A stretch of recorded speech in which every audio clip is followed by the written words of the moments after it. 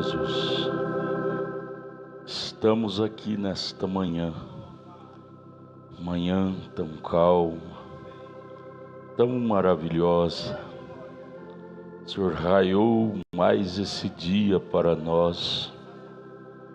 É mais uma oportunidade de Deus que temos em poder ter mais um dia em nossas vidas. Ajude-nos a viver cada dia de nossas vidas, sabendo aproveitá-lo para o serviço do Senhor. Perdoe os nossos pecados e ajude-nos a ajustar o nosso espírito com a sua palavra a cada dia. Ajustar os nossos sentidos com Deus, nossas vidas, que possamos cada dia ser melhores cristãos, melhores pais, melhores filhos, melhores maridos, as irmãs melhores esposas, melhores famílias. Ajuda-nos. É o que mais precisamos em nossas vidas, Pai. É mais de Ti. É mais do Teu Espírito Santo em nós, morando dentro de nós. Pois sem Ti, ó Deus, seremos meros homens. Nada mais do que meros homens. O Senhor em nós é que faz sentido viver. Ajuda-nos, educa-nos com a educação do Espírito Santo, com a educação do Evangelho, da Tua Palavra. Educa o nosso espírito, as nossas vidas. Humildemente te pedimos com o perdão de nossos pecados, em nome de Jesus Cristo. Amém, amém, amém. Senhor Jesus, continue nos abençoando, irmãos. É maravilhoso estarmos aqui na casa de Deus. É um lugar sagrado. Eu estava ouvindo o irmão Samuel dar essas notas. E isto não é um capricho humano. Isto é para conservar este lugar, um lugar sagrado. Nossos visitantes são muito bem-vindos. Talvez vocês nunca entraram num lugar como este, onde o povo se reúne para exclusivamente adorar a Deus. O dia que a igreja perder a noção do que é sagrado, se que se torna uma casa de bagunça. Então é necessário sempre dar essas notas, porque nós como humanos somos fadados a esquecer de nossos compromissos, nossos deveres, para manter esse lugar sagrado. É um lugar celestial, onde entra pessoas enfermas e saem curadas. Vêm pessoas com problemas diversos e saem libertadas. Este é um lugar sagrado, é a casa onde se reúne o povo de Deus, onde o sobrenatural desce. O Deus, Ele desce. Cada culto Ele se faz presente nesse lugar. Agora cabe a nós manter isto em ordem, em ambiente sagrado, para que Ele tenha livre liberdade de vir aos nossos cultos e nos abençoar. O irmão Brano, profeta de Deus para esta era, nos ensina como manter a igreja um lugar sagrado. 3 coisas: não conversar dentro do santuário, somente assuntos necessários. não deixar crianças estar correndo para lá, para cá. E a ordem na música, música sacra, nada de ritmo de rock and roll. Isso tira a coisa sagrada, tira a coisa sagrada da igreja. Não conversar, nós estamos tendo reclamações do conjunto. No sábado, estão conversando demais na hora do ensaio. Assuntos desnecessários. Vocês devem ser os seus próprios policiais. Conversar no santuário somente o necessário. Hora de culto, fora da hora de culto, santuário é santuário todo tempo. Arão, lá no Velho Testamento, o sacerdote Arão entrava no santuário amarrado com uma corda. Que se ele tivesse pecado, ele cairia morto lá dentro, no lugar santíssimo. E às vezes nós, seres humanos, com o tempo vamos perdendo a noção disso que é sagrado. Sagrado. Começamos a brincar, hora dos ensaios, conversar. Nós temos nossas velhinhas com termo carinhoso, né? Sempre elas chegam mais cedo, graças a Deus por essas anciãs. Mas os diáconos têm que estar acompanhando. Elas começam a conversar, fazer companheirismo aqui dentro.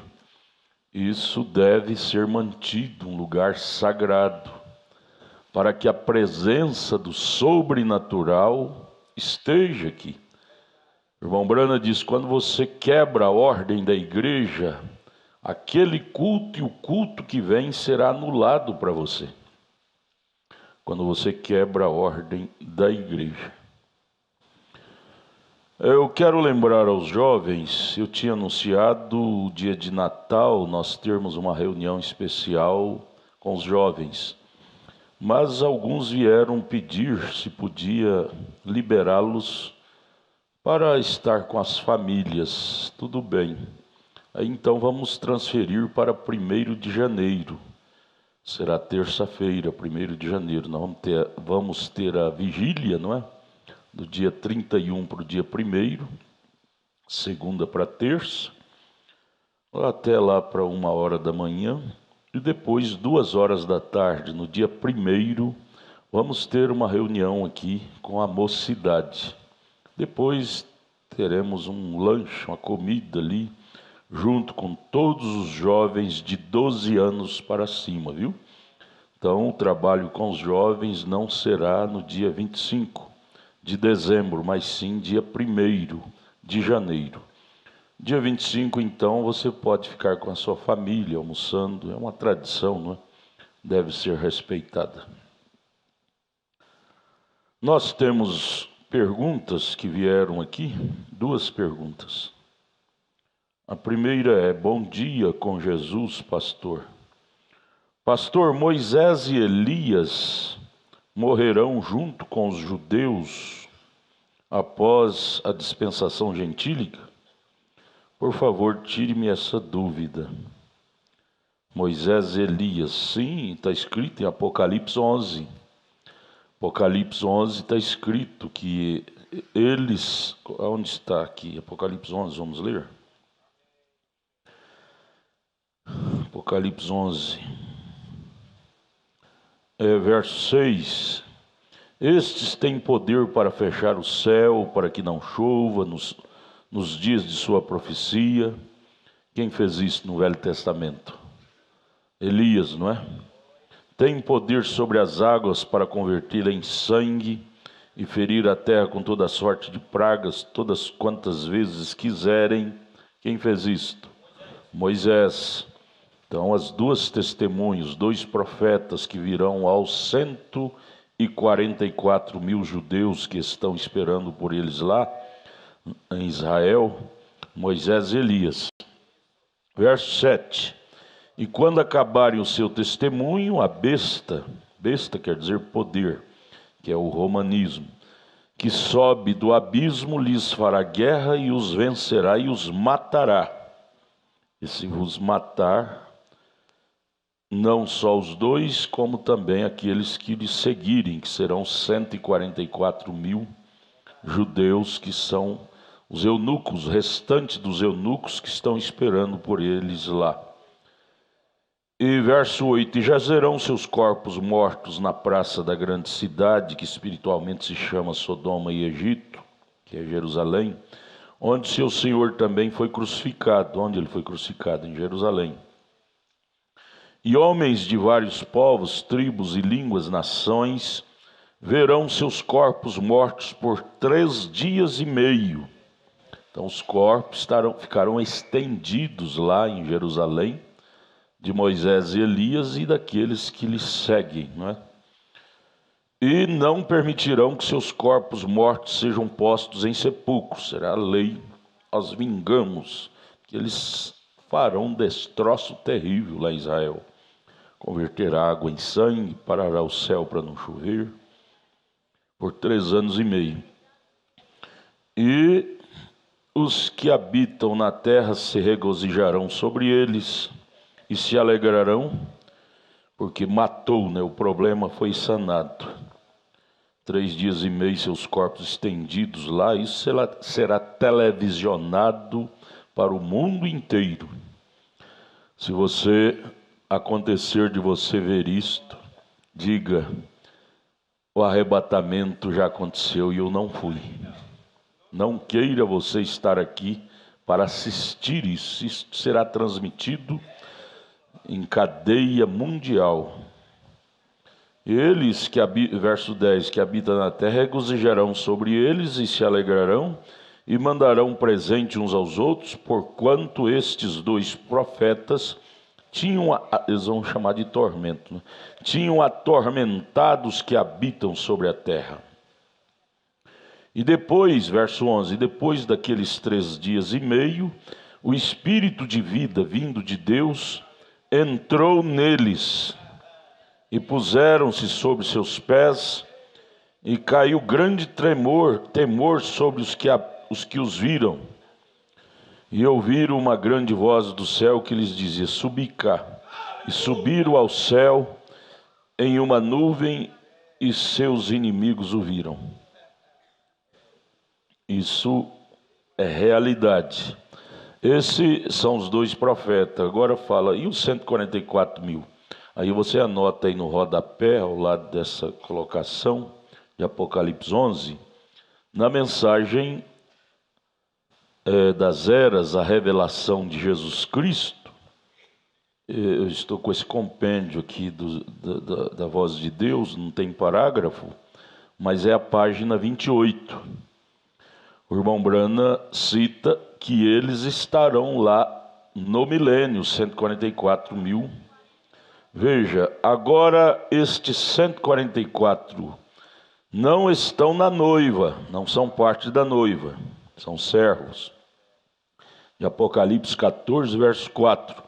Eles são chamados virgens e seguem o Cordeiro para onde quer que vai.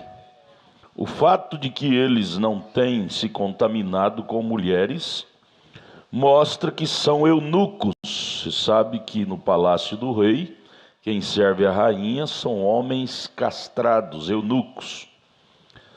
Os judeus serão eunucos para servir a noiva de Cristo lá no palácio. Mateus 19, 12, que cita isso, são eunucos.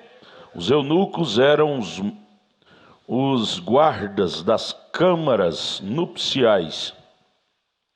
Eles eram servidores. Note que eles não se assentam no trono junto com a noiva, mas estarão diante do trono servindo-a. Eles não estão na noiva, mas veja aqui agora sobre o milênio, mas estarão no glorioso reino milenial servindo-a. Então, os eunucos judeus estarão no milênio. Então, se eles estarão no milênio, eles terão que ser ressuscitados junto com Moisés e Elias para servir a noiva no milênio. Então essa ressurreição aqui de Apocalipse 11 inclui os 2 profetas Moisés e Elias e os que o seguiram, que são 144 mil judeus, que se levantarão também para servir a noiva no milênio.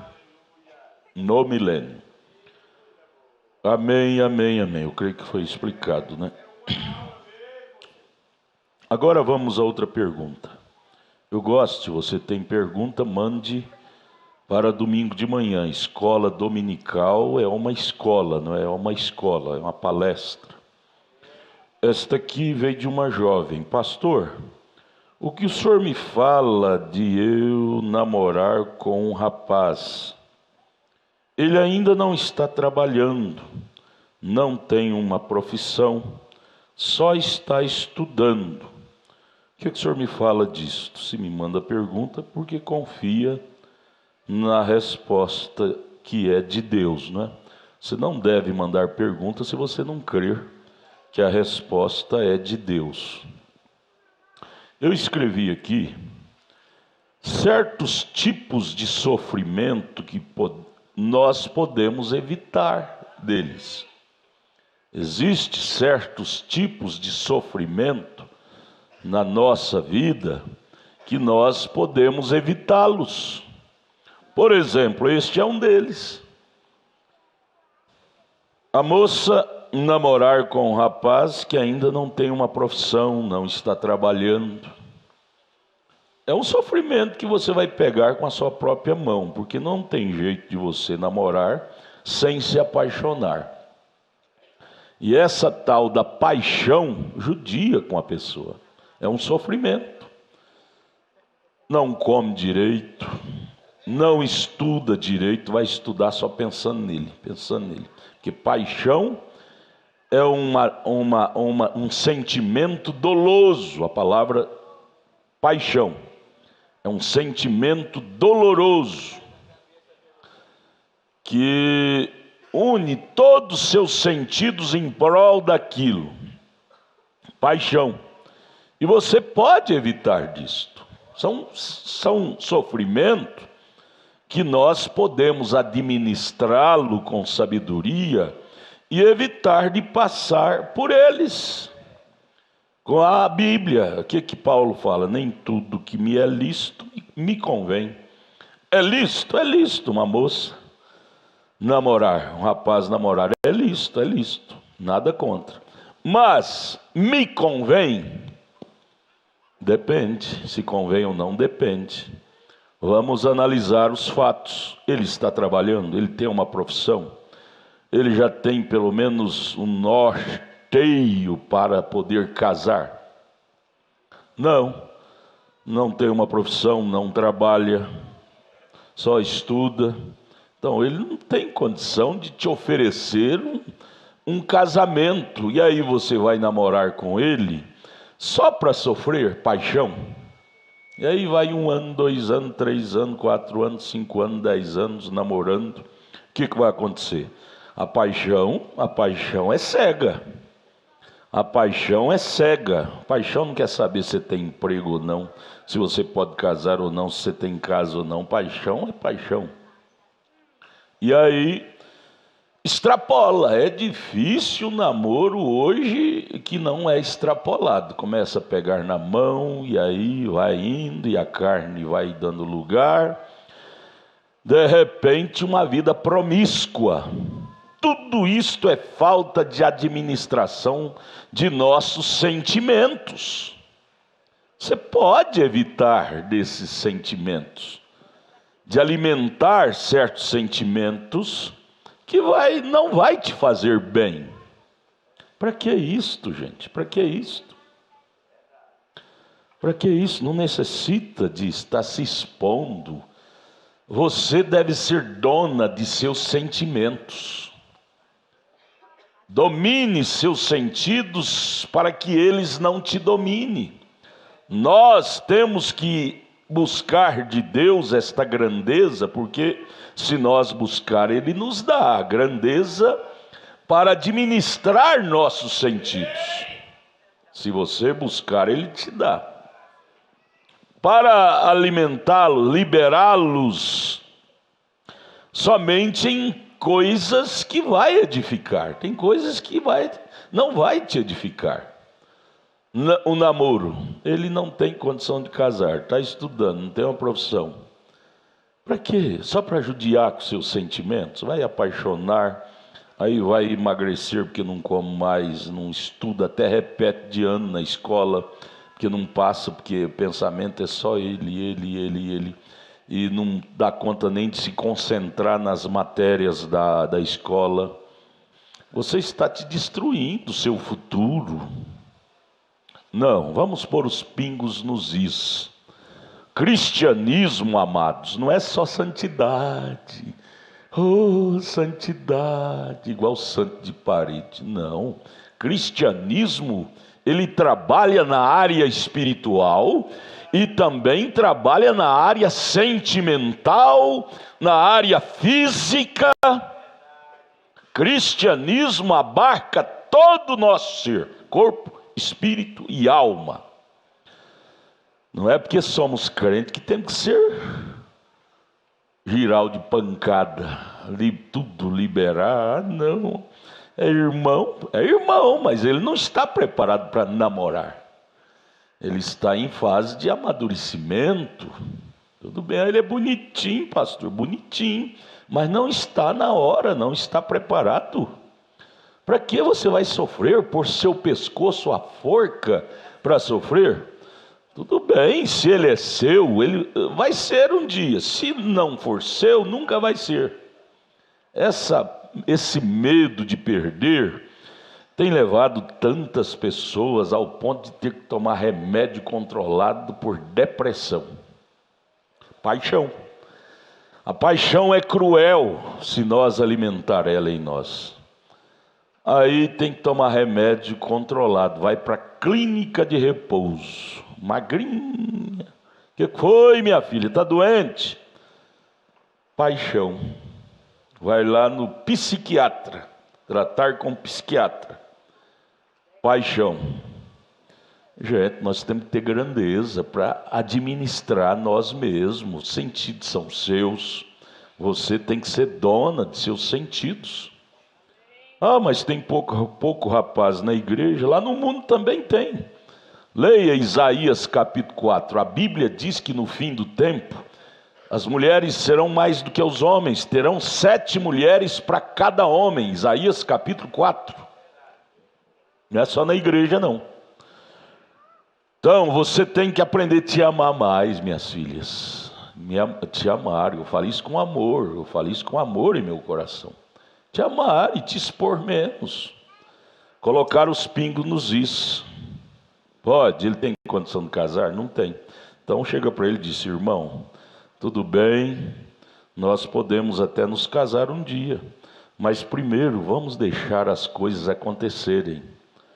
Você deve estar ocupado com seus estudos. Se nós for namorar, vai atrapalhar seus estudos. A paixão vai entrar, você não vai ter sucesso em sua profissão, seus estudos. Isso não é bom. Nós somos cristãos. E a Bíblia, o batismo com o Espírito Santo, não foi enviado para a igreja simplesmente para aquela santidade. Não. Foi enviado para a igreja para dar a ela santidade e também prudência.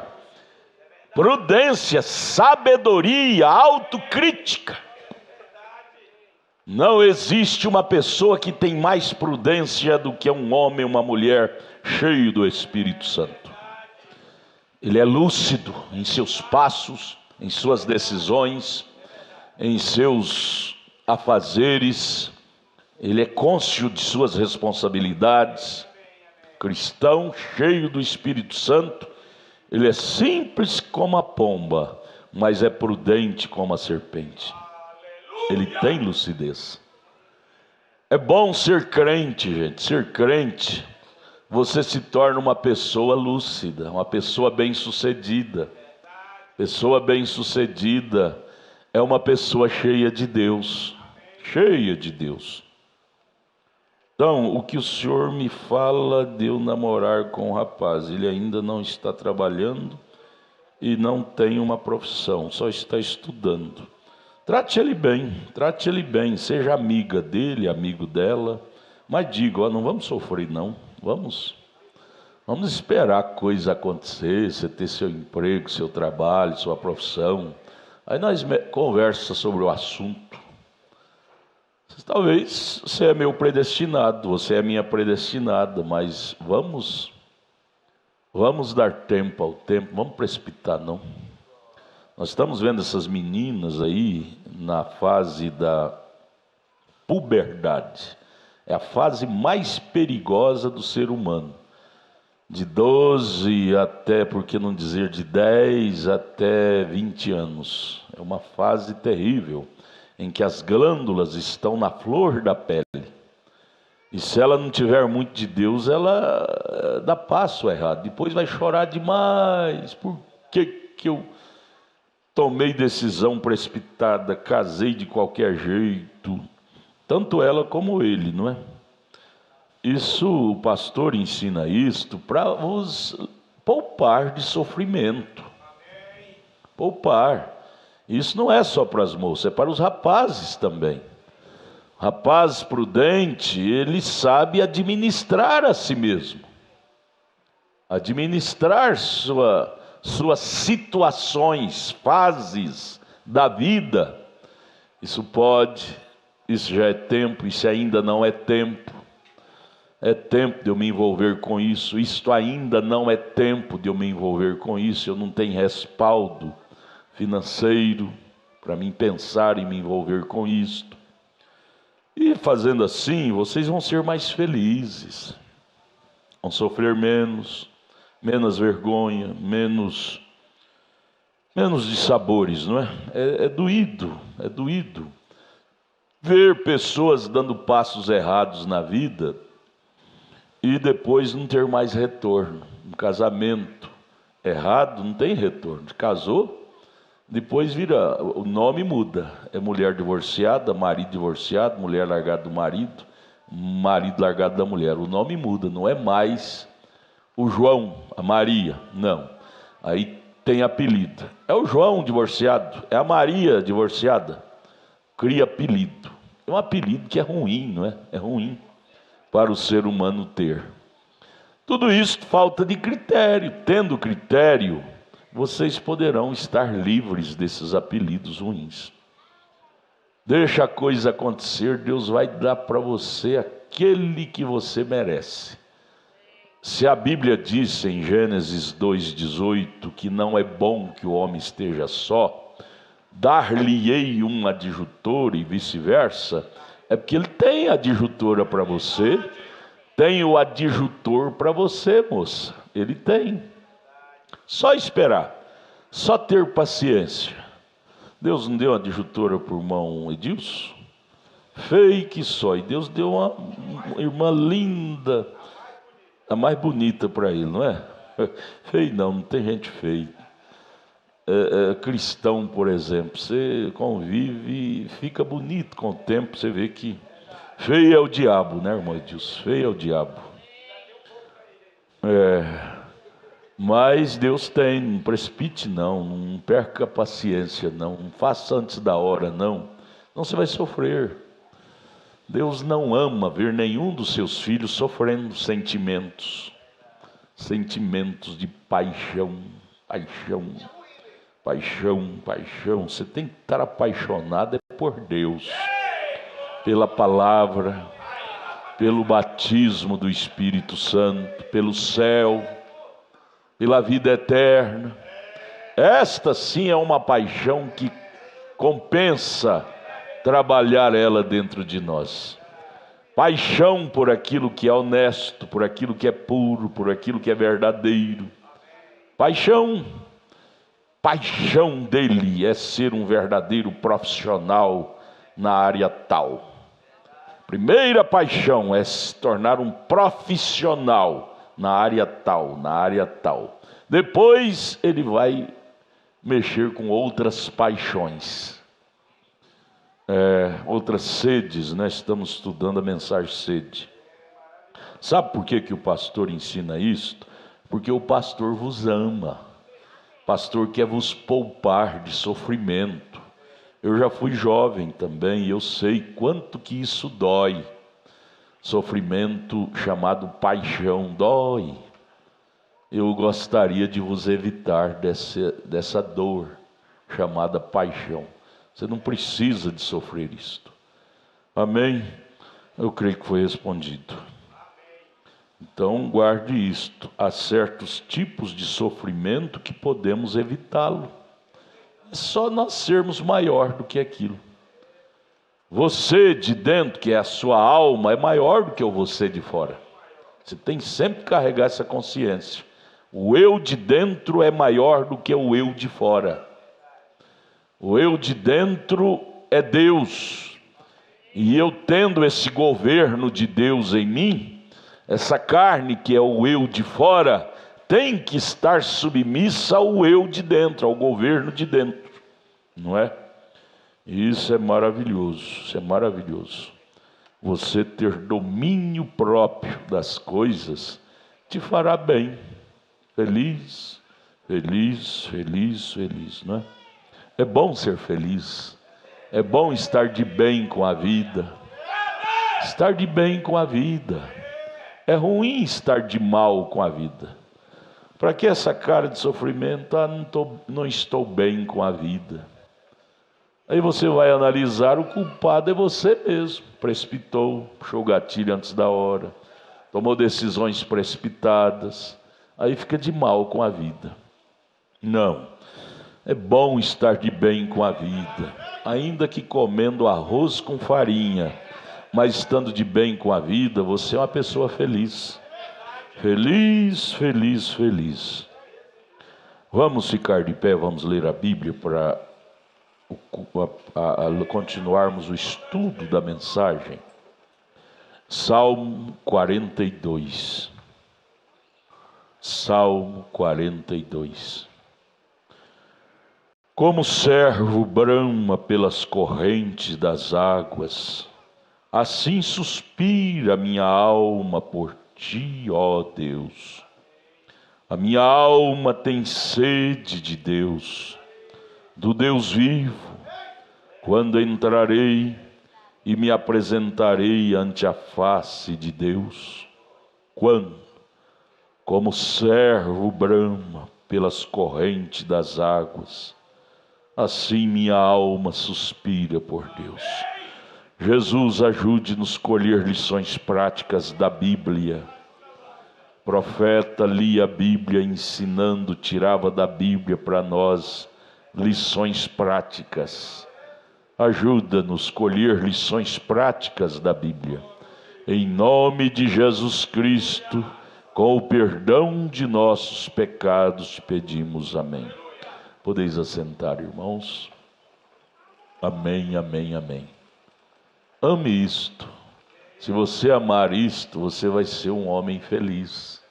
Sofrer menos decepção. Se você amar isso, você vai ser uma moça feliz, bem-sucedida. Ser dona de si mesma, ser dono de si mesmo, seus sentidos.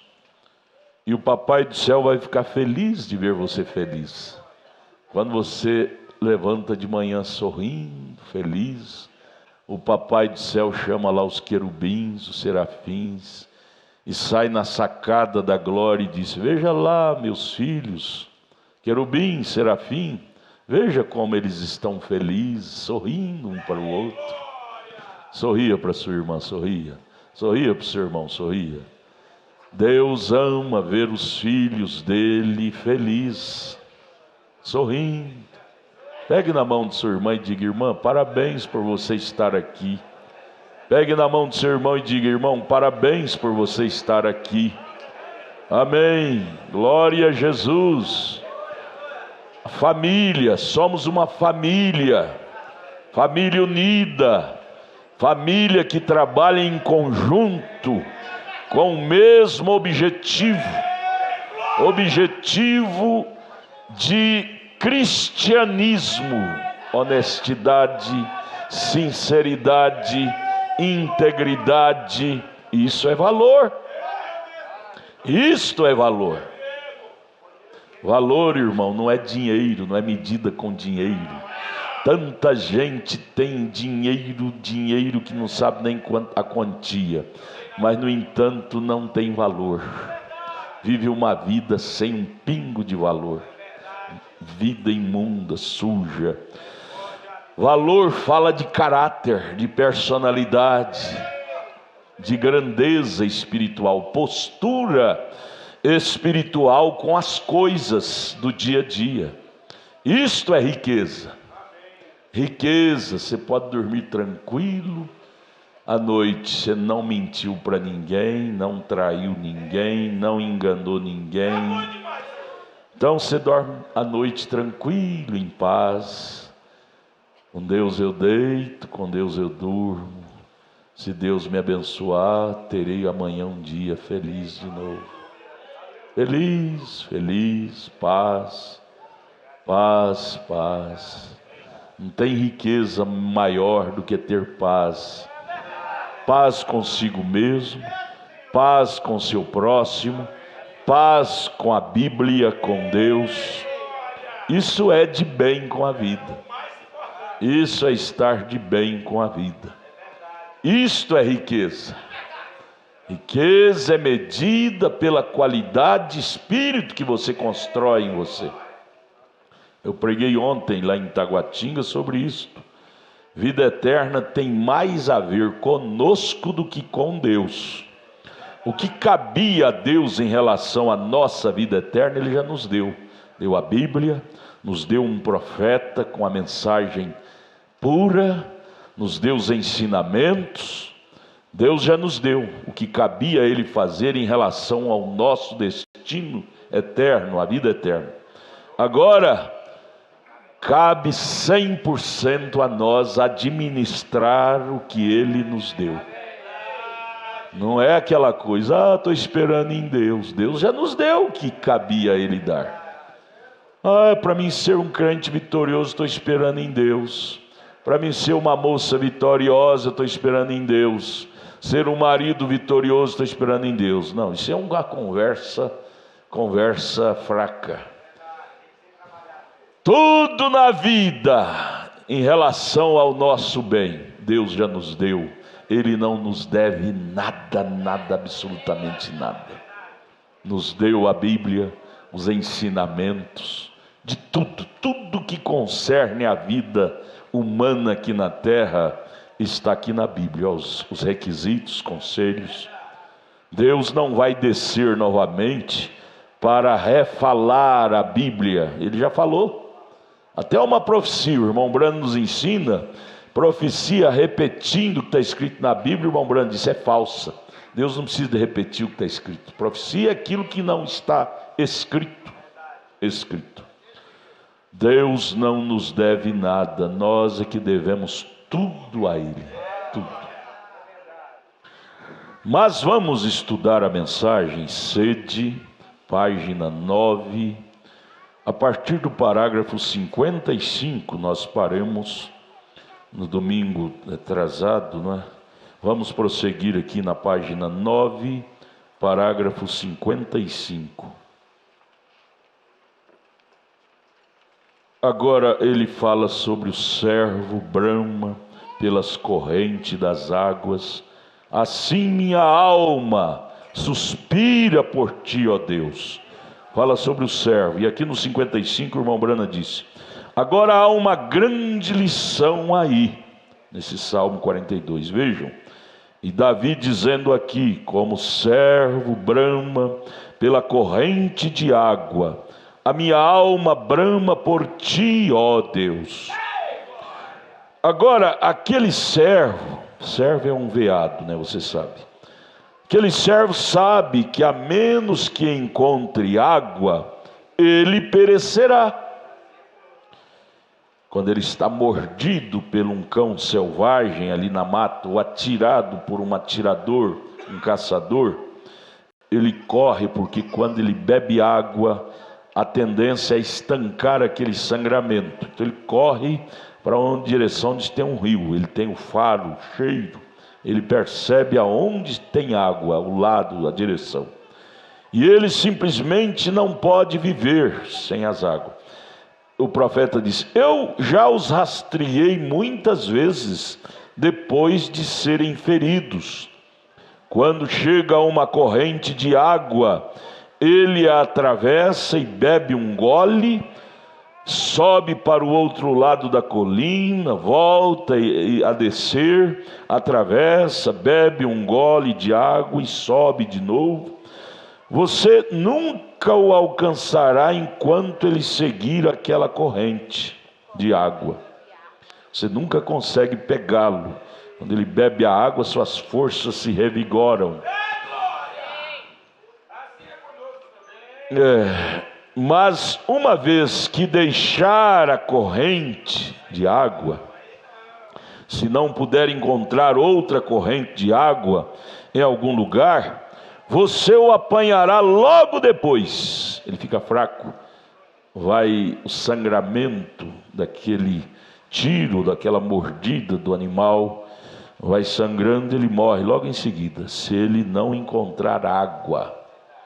E agora o servo sabe disto, assim ele ficará perto da água. Quando ele encontra água, ele fica sempre por ali, corre para lá, corre para cá, pula no rio de lá, pula de cá, mas ele procura ficar sempre perto do rio, do córrego, onde possa chegar a ela rapidamente.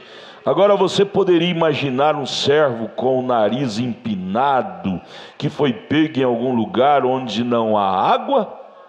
Ele diz: como o servo tem sede ou brama, é uma sede, pelas correntes de água, minha alma tem sede de ti, ó Deus. A não ser que eu possa encontrar-te, Senhor, eu perecerei. Davi falando da nossa alma. Eu não posso prosseguir a menos que te encontre.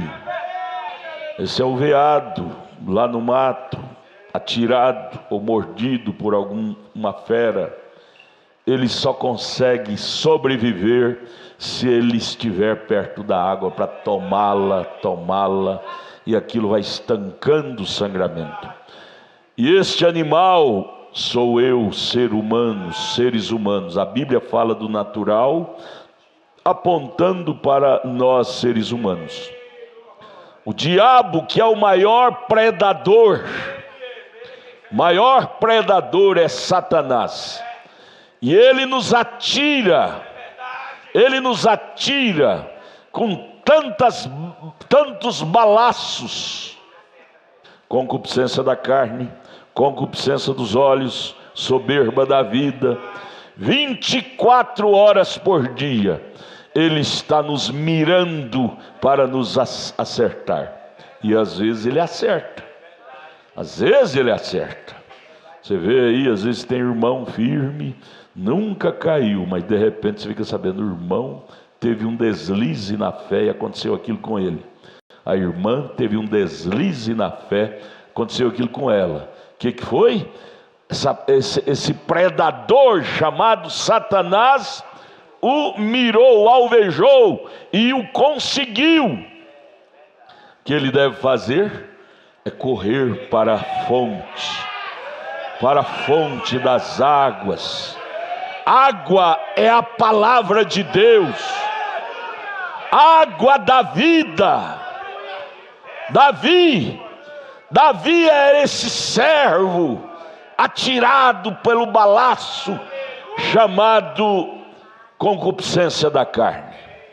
Davi foi alvejado pela concupiscência da carne, e aqui ele estava estirado, sangrando e dizendo: ó, como o servo brama pelas correntes das águas, assim suspira minha alma por ti, ó Deus.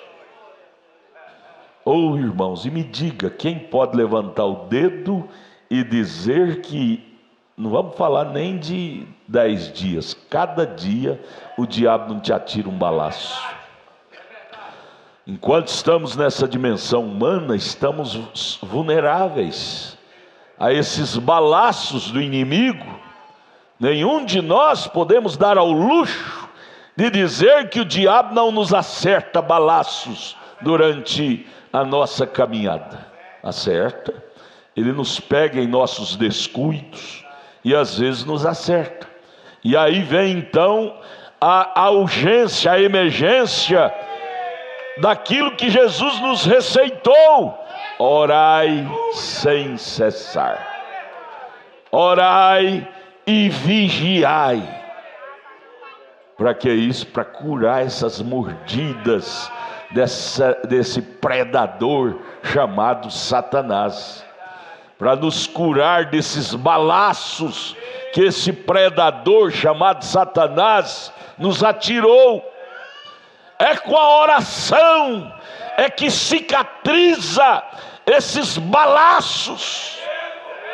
Lágrimas ao pé da cruz, humildade de espírito. Ele acertou no seu casamento, está se desvaindo, já está a ponto de ir aos tribunais do divórcio. Se é um balaço que o diabo acertou em seu casamento, venha para as fontes das águas da vida, e esse casamento será reconstruído pela força do amor divino, da compreensão, da oração, do diálogo, da humildade, da sabedoria. Fora dessas fontes da água da vida, não há lar que se sustente, não há vida que se sustente. Sem Deus, ninguém dá conta de nada.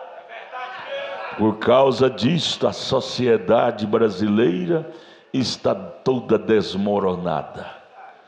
Falta de Deus, falta desta corrente da água da vida. Contato, você viu o irmão Brana contando?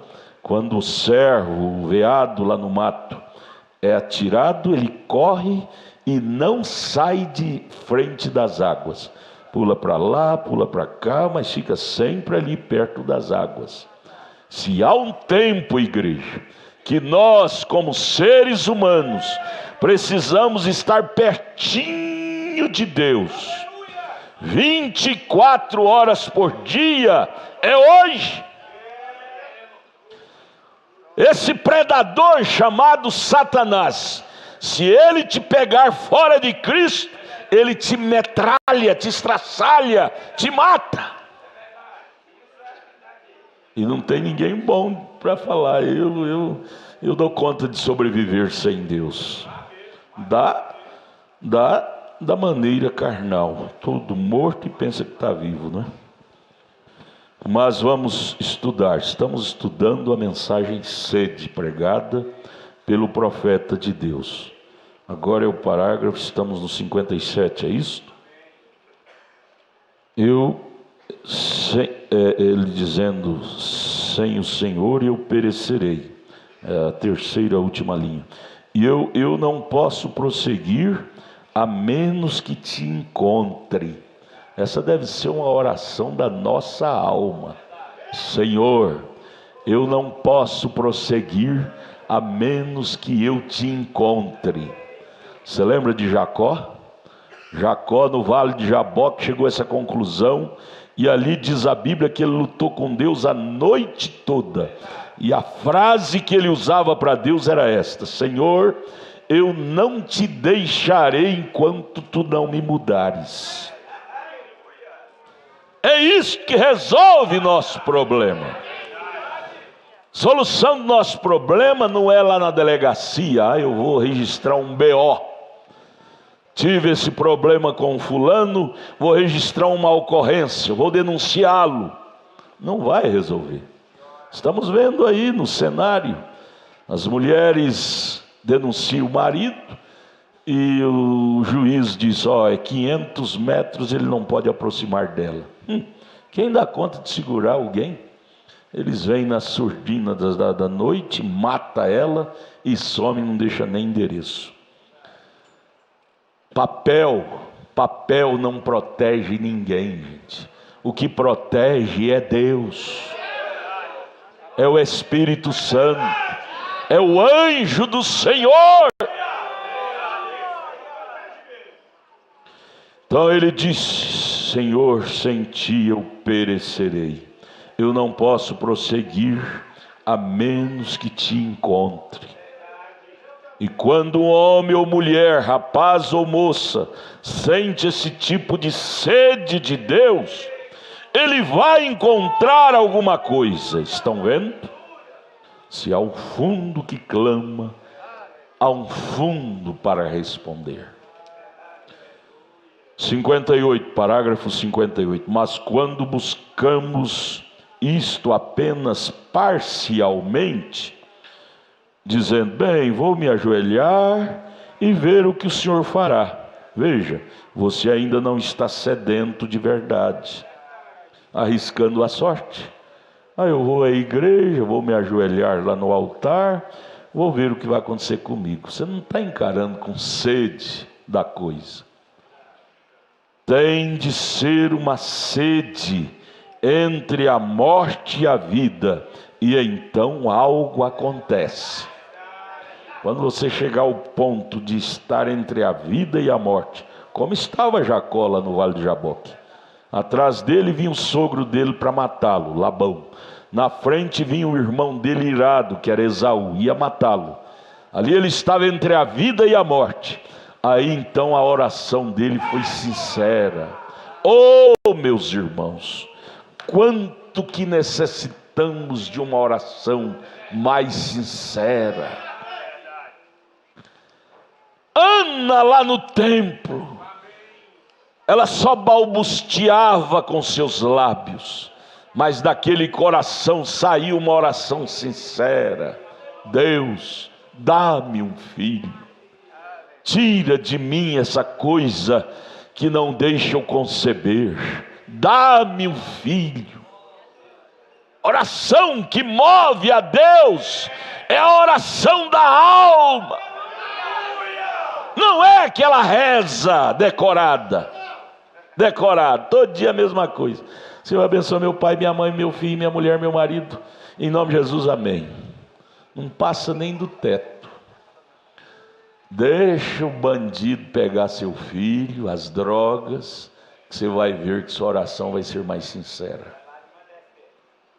As lágrimas da alma vai descer nas caladas da noite. Não adianta o pastor estar aqui brigando. Irmão, tem que levantar de madrugada para orar. Irmão, tem que jejuar. Isso é tudo manivela, isso não funciona. Céu não é por manivela. Mas deixa Deus soltar o diabo lá no seu filho, e ele cair no mundo das drogas, para ver se você não vai levantar de madrugada. Você não vai ter jejum solene, oração solene, dizer Deus nas caladas da noite. Quando sua esposa acorda, escuta seus gemidos lá no outro quarto, gemendo, rolando no chão, no quarto. Deus, salva meu filho. Deus, salva minha filha. Infelizmente, diz o profeta, Deus tem que permitir a emergência chegar a nós, para que nós tenhamos uma oração mais sincera. O irmão Brana disse, não precisaria disto. Para que tem que vir a emergência para as nossas orações ser mais sinceras? Será que não podemos aprender com as desgraças dos outros? Você ver o filho do outro no mundo das drogas já não seria o suficiente para você entrar em desespero e encomendar seus filhos, seu lar, seu marido, sua mulher? Precisa de atingir sua casa para você orar com mais seriedade? Não precisaria disso. Mas nós, seres humanos, somos tão assim que às vezes Deus tem que permitir aquele mal chegar na nossa casa. É fácil ouvir no noticiário, o filho do menino lá da quadra tal, número tal, do bairro tal, caiu no mundo das drogas, veio o outro bandido, matou ele. Você ouve isso todo dia, se você ligar os noticiários. Mas quando a coisa chega na sua casa, aí muda de cor. Aí muda de cor. aí as orações se tornam mais sinceras. Mas o profeta desta era diz: para que tem que chegar a emergência em nós, para as nossas orações ser sinceras? Não seria o bastante ver na casa dos outros e nós mudar a nossa oração decorativa para uma oração mais sincera? Deus, é bom ter meus filhos em casa, livre do mundo das drogas. Porém, Deus, eu não estou livre disto. Por isso eu estou aqui dizendo: proteja-os. Você lembra de Jó? Abra sua Bíblia em Jó, capítulo 1. Jó, capítulo 1. Jó, diz a Bíblia, que era um homem temente a Deus, sincero e prudente. Veja, verso 5. Jó era um homem temente, versos 4 e 5, Jó capítulo 1. Veja a prudência que Jó tinha para proteger seu lar, sua família. Pai, Deus não te fez simplesmente um genitor para produzir filho. Deus nos fez para protegê-los do mal. Veja o papel do papai chamado Jó. Jó capítulo 1, verso 4. Jó falando dos filhos de Jó: e os seus filhos, e faziam banquetes, entre eles, em casa de cada um, no seu dia, e enviava e convidava as suas 3 irmãs aos seus banquetes. Hoje você vai almoçar na minha casa, amanhã vai ser na sua casa. Comerem, beberem com eles. Aí vem o verso 5. E Jó, aquele patriarca Jó, observando aquilo, alegrando, vendo seus filhos tendo companheirismo. É lindo, um pai acha lindo ver os filhos tendo fraternidade. Você quer machucar seu papai e sua mamãe? Começa a ter desfraternidade de seu irmão, de sua irmã. Isso machuca o pai, machuca a mãe. Mas o pai fica feliz, ele chama a mãe e diz: olha lá, nossos filhos estão almoçando junto na casa do fulano, na casa do ciclano. Que lindo! Papai do céu também ama ver nós juntos. E aí o que acontecia no final da tarde? Verso 5. Sucedeu, pois, que tendo decorrido turno de dias de seus banquetes, enviava Jó e os santificava, e se levantava de madrugada e oferecia holocaustos segundo o número de todos eles. Oferecia oração, sacrifício, holocausto, até jejum, segundo o número de cada um dos seus filhos. Porque ele dizia no seu coração: porventura pecaram meus filhos e blasfemaram de Deus em seu coração. Naquele banquete, naquela festinha, às vezes falou uma palavra que feriu a Deus. Assim fazia Jó continuamente. Não era só um dia, não. Jó não intercedia pelos seus filhos só um dia, não. Era continuamente. Jó fazia orações pelos seus filhos, pela sua família, para os proteger. Esta é a maneira correta antes que venha a emergência. Vocês podem ver que a família de Jó era uma família protegida. Quando veio aquelas pragas, foi por causa da permissão de Deus, para mostrar para Satanás que a família de Jó era uma família segura. Mas se não viesse aquelas pragas, a família de Jó ia crescer naquela rotina até morrer protegida. Havia um ancião, um patriarca, para os interceder por eles. De madrugada, veja, de madrugada, Jó levantava e orava por cada um deles. Oferecia sacrifício, oração.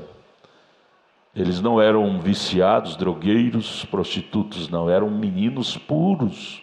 Mas, no entanto, Jó preocupava com a paz, a vitória.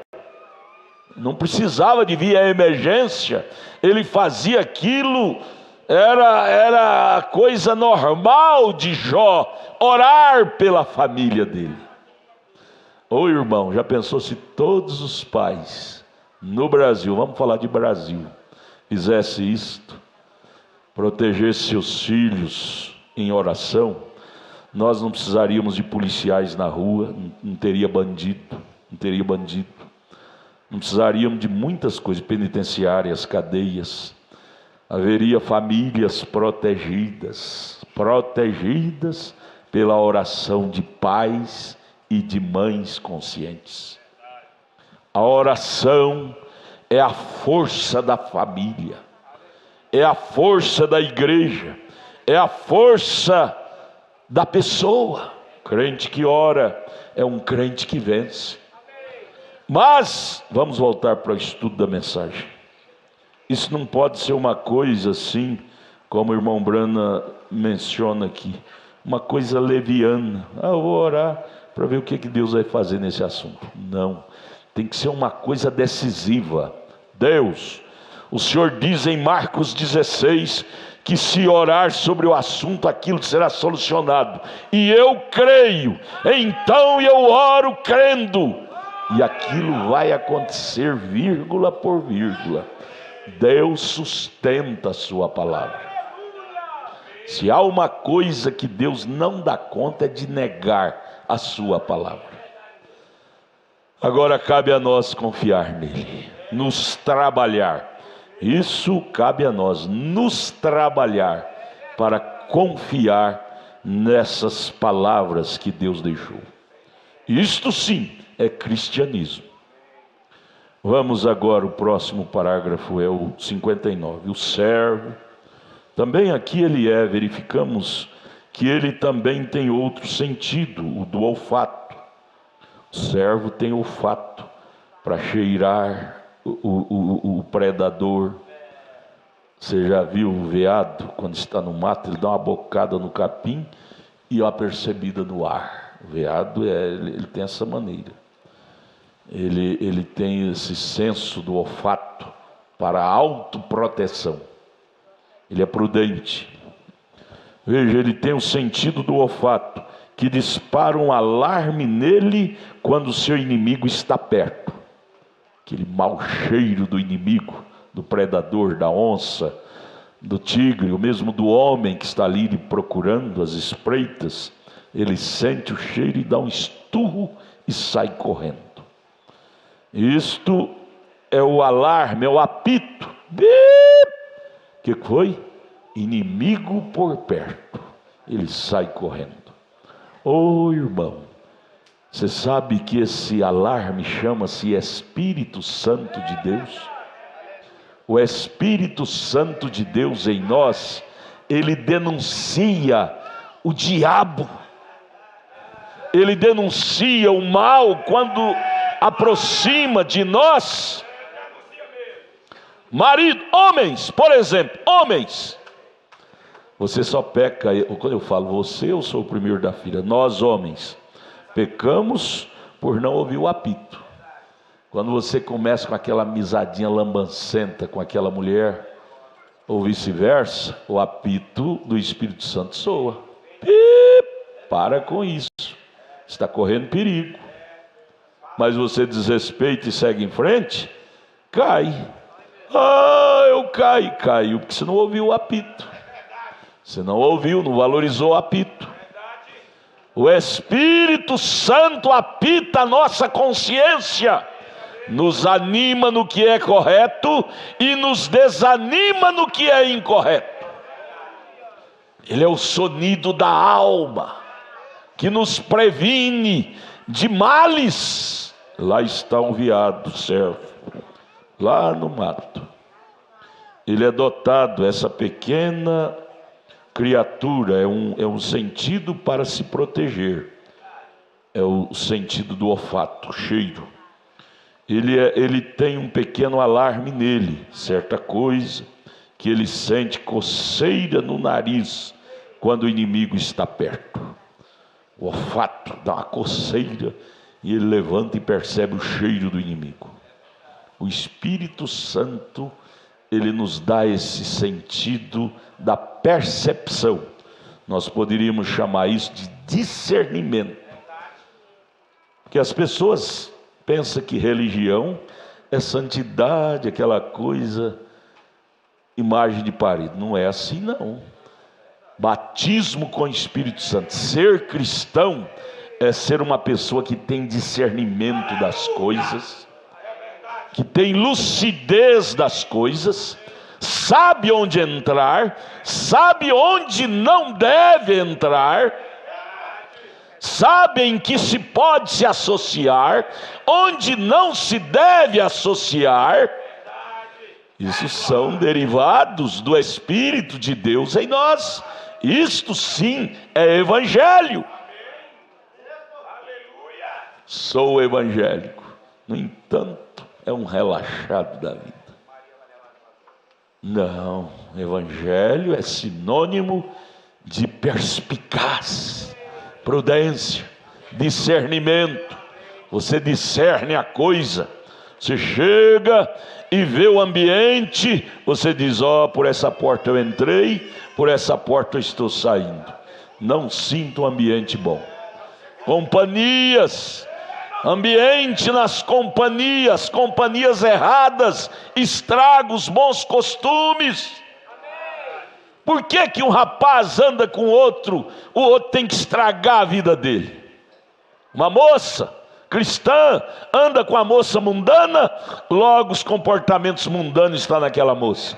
O poder da mundana é maior do que o poder de Cristo que está em você? Influência.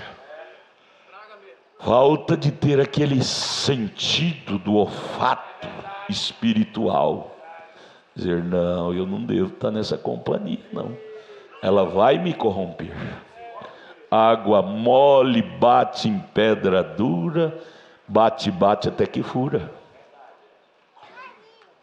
Você tem que ter autocrítica, irmã, moça, menina. Eu estava vendo agora o cultinho dos adolescentes lá em cima, e muitas meninas adolescentes aqui fora no pátio. Eu chamei o Tiago e disse: peça por irmão Magno incentivá-las a estar lá. Mas o que é que está fazendo com que elas não vá no cultinho dos adolescentes? Companhias, namorisco, paixão, alguma coisa assim. E isto traz prejuízo para a sua alma. Você perde aquela palestra que o palestrante prepara, ora para trazer, aquilo vai te fazer falta na manhã. Você fica vulnerável. Deixa o veado ficar fora das águas, ele fica fraco, vulnerável à morte. Fora de Cristo, amados, estamos vulneráveis.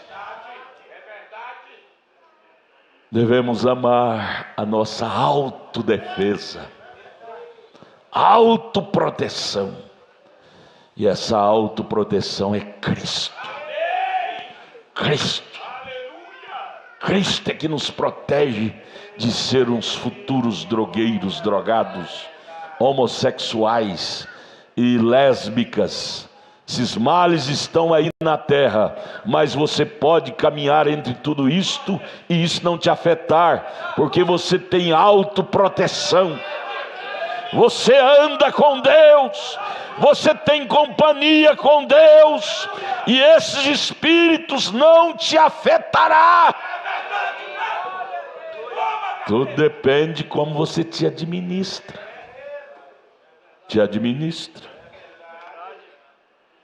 Então ele é dotado, esta pequena criatura é um sentido para o proteger.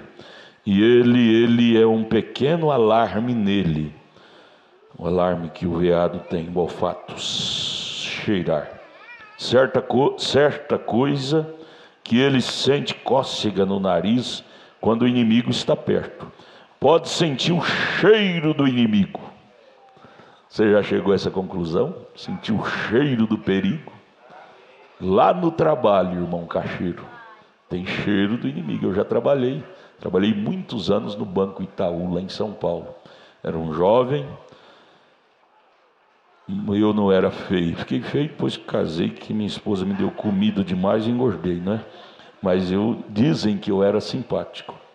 Ela chegar para mim e dizer: eu pago um motel para nós passar essa noite.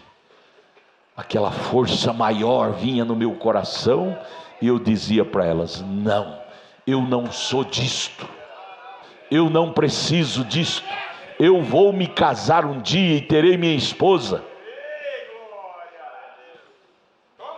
Você não precisa de experiências precoces antes do tempo. Existe tempo. Salomão, Eclesiastes capítulo 1: há tempo para todas as coisas debaixo do sol.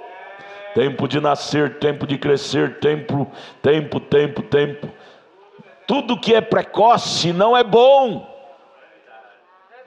Você pode sentir cheiro do inimigo lá no trabalho, na escola, principalmente nessas faculdades à noite, colégios à noite.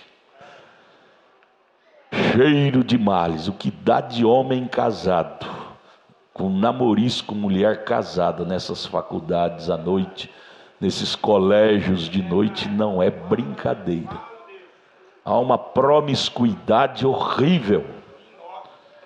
Mas por que cai? Por que se cai? Porque não tem esse olfato, esse cheiro espiritual para sair daquelas rodinhas. Salmo capítulo 1: bem-aventurado o homem que não se assenta na roda dos escarnecedores, na roda de espíritos.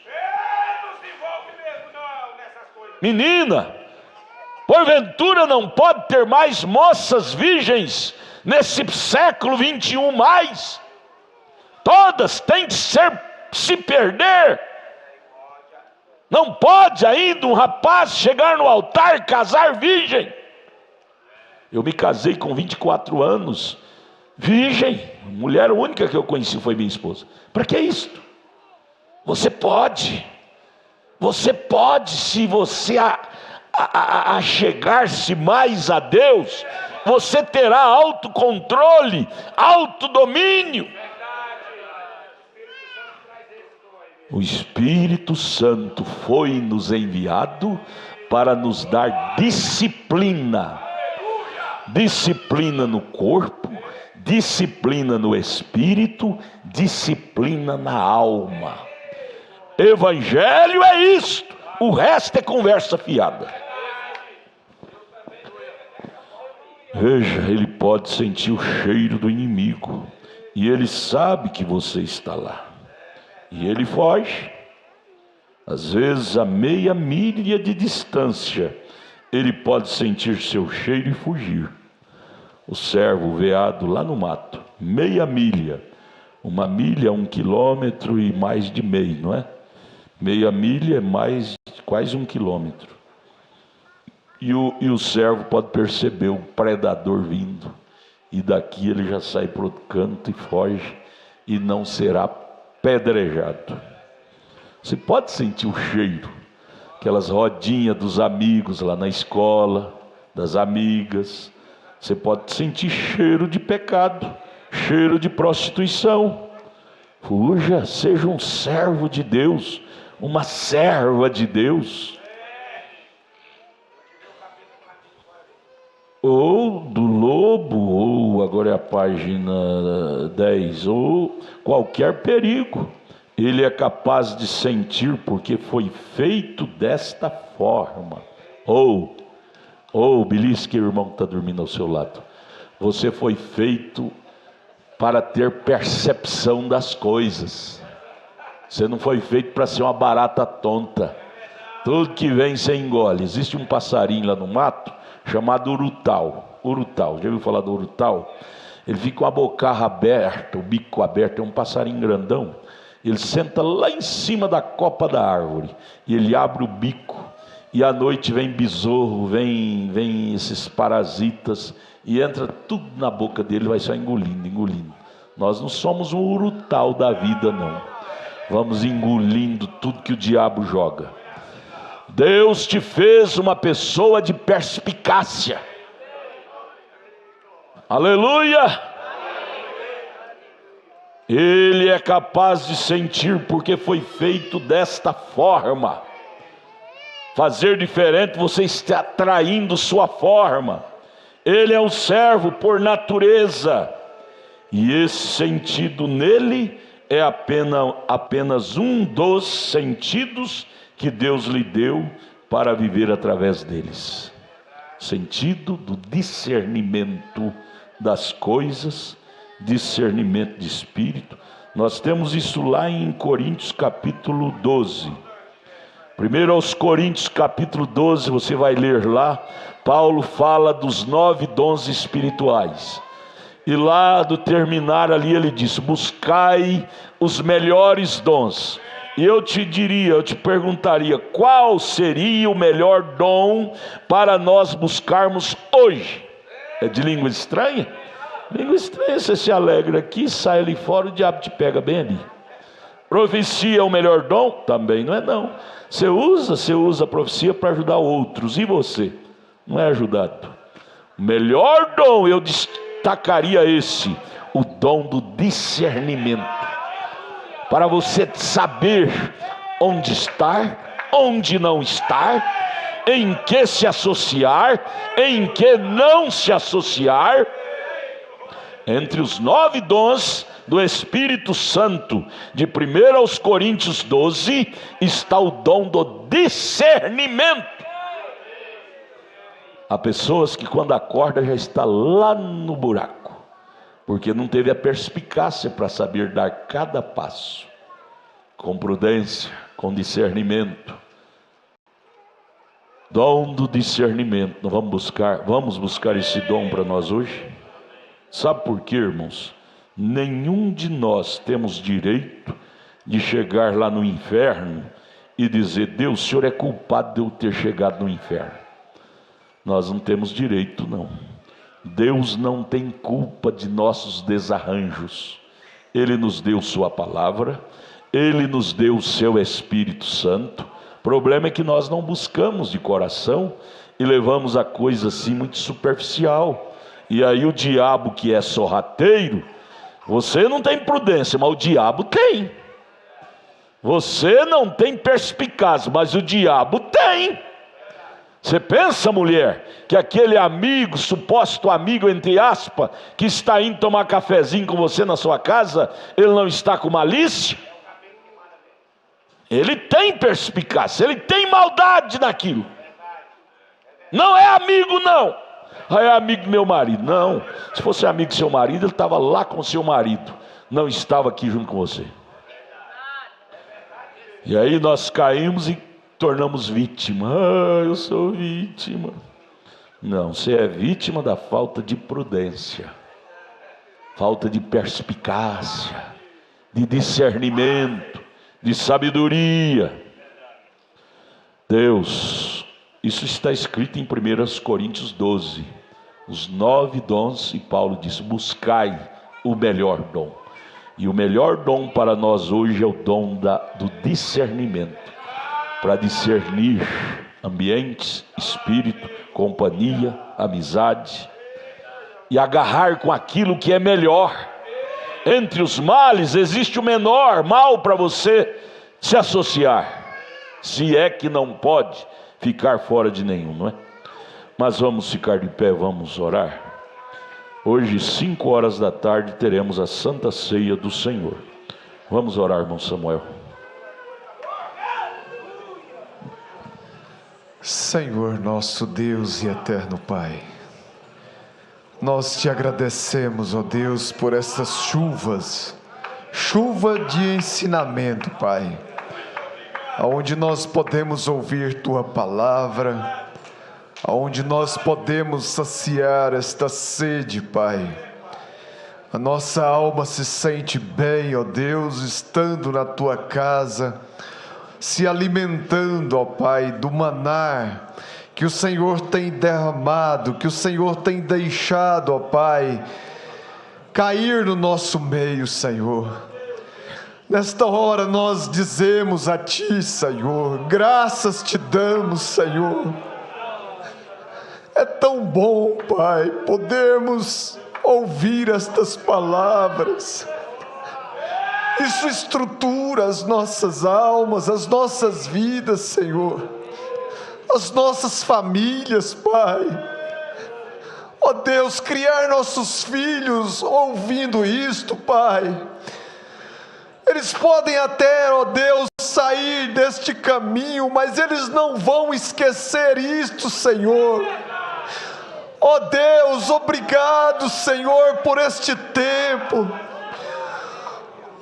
O nosso irmão Brana diz, ó Pai, que isto um dia será uma mera recordação, que possamos valorizar, Pai, que possamos deixar isto entrar dentro de nossas almas, não só em nossas mentes, ó Pai, mas dentro de nossas almas.